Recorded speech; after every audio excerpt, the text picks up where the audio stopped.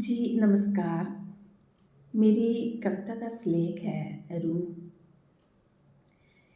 दूर ते कदे होए गै नी अस, दूर ते कदे होए गै नी अस, इक दुए कोला म्हेशा कच्छ गै रेह्। दूर ते कदे होए गै नी अस, इक दुए कोला म्हेशा कच्छ गै रेह्। जदूं भी तू हस्सनी तेरे हासे च मैं हां, जदूं भी तू हस्सनी तेरे हासे च मैं हां, जदूं भी तू रोनी तेरे अत्थरुएं च मैं हां, जदूं भी तू दुआस बौह्नी तेरी दुआसी च मैं हां, जदूं भी तू इक्कलापन चुपचाप होनी तेरे इक्कलेपन च मैं हां, जदूं भी तू इक्कली चुपचाप होनी तेरे इक्कलेपन च मैं हां।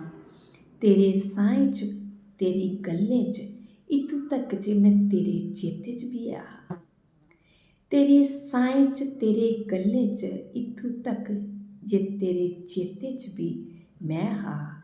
न्हेरे च लोऽ बनियै रोशनी च साया बनियै, न्हेरे च लोऽ बनियै रोशनी च साया बनियै, तेरी अजमाइश च हौसला बनियै, न्हेरे च लोऽ बनियै रोशनी च साया बनियै, तेरी अजमाइश च हौसला बनियै। कुत्थै जाना ऐ मैं तेरे शा दूर, कुत्थै जाना ऐ मैं तेरे शा दूर, की जे मैं ते तेरी रूह च हा। कुत्थै जाना ऐ मैं तेरे शा दूर, की जे मैं ते तेरी रूह च हा। दूर ते कदे होए गै नी अस, इक दुए कोला म्हेशा तेरे कच्छ गै हा, म्हेशा तेरे कच्छ गै हा। धन्यवाद।